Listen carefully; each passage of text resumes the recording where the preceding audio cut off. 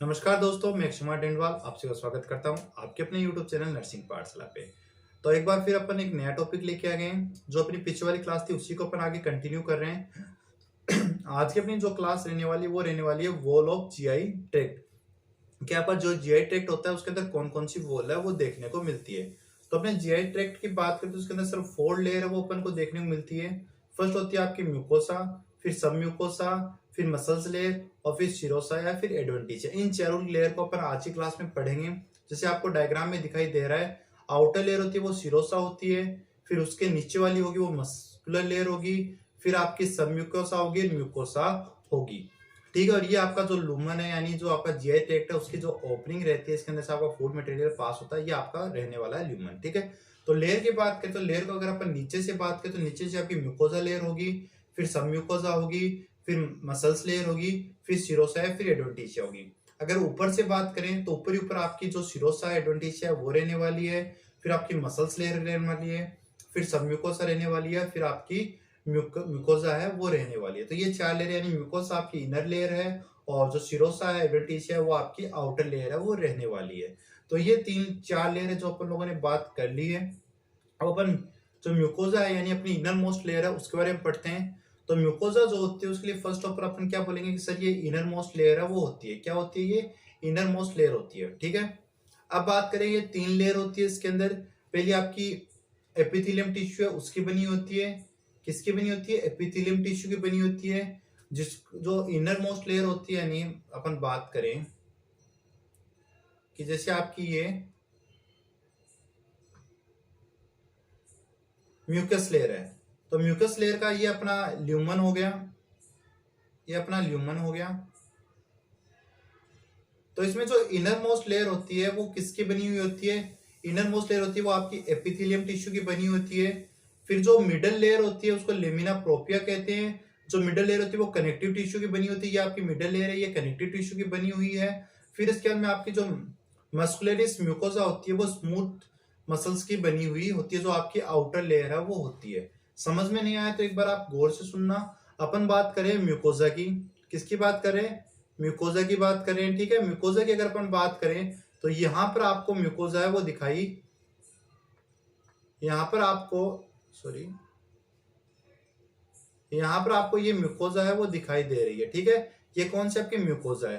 तो म्यूकोजा को अगर मैं इस पोर्शन को उठा लूं तो ये वाला पोर्शन है आपका, यहां से ऐसे कुछ निकल के आएगा कि भाई ये तो आपका रह गया लुमन हो गया। ठीक है। लुमन के बाद में फिर आपकी जो म्यूकोजा है वो रहेगी। तो म्यूकोजा अपन लोगों ने बात की कि सर म्यूकोजा होती है वो 3 लेयर से होती है। इसके अंदर फर्स्ट हो गई, सेकंड हो गई और ये आपकी थर्ड हो गई। ठीक है।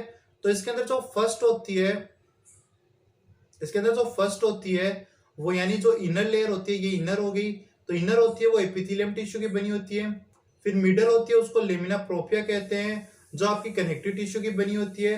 और फिर जो आउटर होती है उसको मस्कुलरिस म्यूकोजा कहते हैं जो आपके स्मूथ मसल्स की बनी हुई होती है। तो ये आपकी 3 लेयर है किसके अंदर? म्यूकोसा के अंदर प्रेजेंट होती है।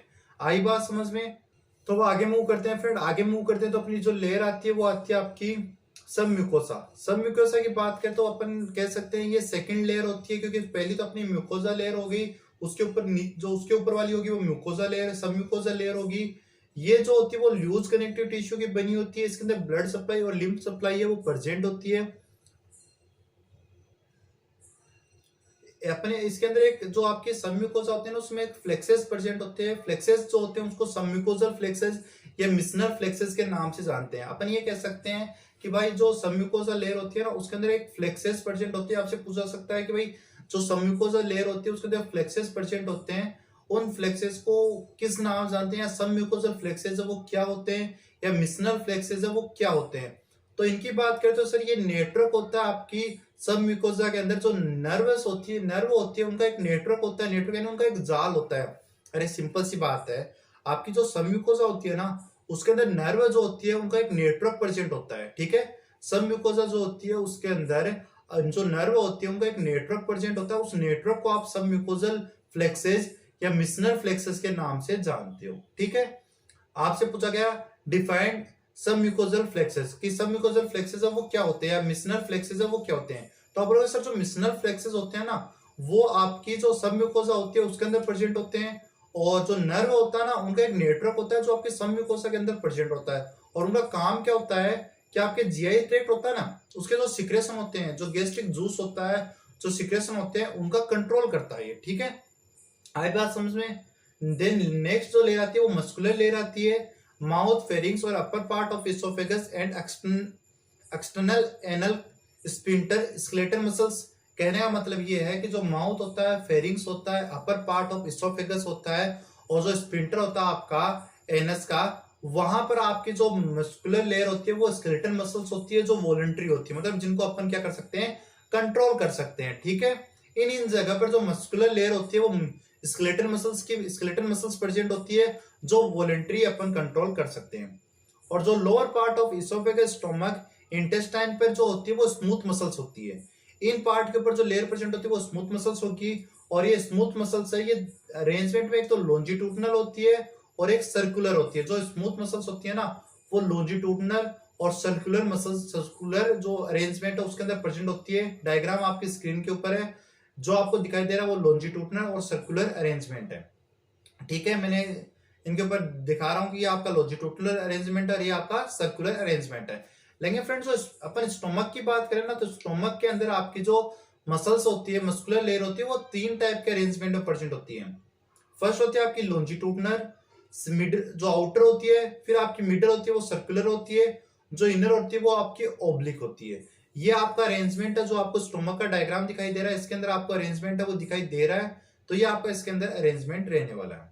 फ्रेंड आगे बात करें तो आपकी जो मस्कुलर लेयर होती है, जो मसल्स लेयर होती है, उसके अंदर जो नेटवर्क प्रेजेंट होता है नर्व का, और नर्व का नेटवर्क प्रेजेंट होता है, ऊपर ने अभी बात की उसको फ्लेक्सेस कहते हैं। तो उस फ्लेक्सेस को अपन किस नाम जानते हैं, मेसेंट्रिक ऑफ ओरिबस फ्लेक्सेस के नाम से अपन उसको जानते हैं। इसका काम क्या होता है, कंट्रोल करता है relaxation, contraction and relaxation of smooth muscles. इसको ये क्या करता है, कंट्रोल करता है, या इसको अपन ये कह सकते हैं ये कराता है, ये जिसको अपन पेरिस्टालसिस मूवमेंट के नाम से भी जानते हैं, इसको अपन पेरिस्टालसिस मूवमेंट के नाम से भी जानते हैं।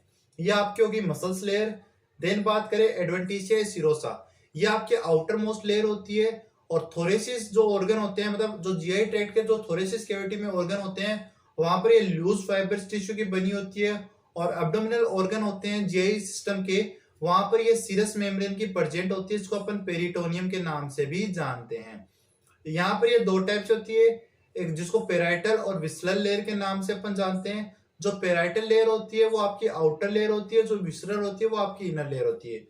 अब इनके बीच में एक स्पेस प्रेजेंट होता है, इसको पेरिटोनियल स्पेस के नाम से जानते हैं। और वहां पर जो फ्लूइड इकट्ठा होता है, जो फ्लूइड होता है उसको पेरिटोनियल फ्लूइड कहते हैं। ठीक है, पेरिटोनियल फ्लूइड के नाम से अपन इसको जानते हैं। आगे अगर मूव करें तो आगे कुछ अकुमुलेशन ऑफ पेरिटोनियल फ्लूइड, अगर पेरिटोनियल कैविटी के अंदर जो फ्लूइड है, पेरिटोनियल फ्लूइड है वो इकट्ठा हो जाए तो अपन उसको एसाइटिस कहते हैं। Removal of peritoneal fluid, peritoneal fluid अगर अपन निकाल रहे हैं तो पेरासिंथेसिस के नाम से अपन उसको जानते हैं। और जो प्लूरल कैविटी है जो आपके लंग्स के अंदर प्रेजेंट होती है, उसके अंदर से अगर फ्लूइड निकाल रहे हैं तो उसको थोरोसिंथेसिस के नाम से अपन जानते हैं। तो फ्रेंड ये अपना छोटा सा टॉपिक था, आई होप आपको इजीली ये समझ में आ गया होगा। अगर आज की क्लास आपको अच्छी लगी तो क्लास को लाइक जरूर करें, चैनल पर नहीं हो चैनल को सब्सक्राइब जरूर करें। Thank you.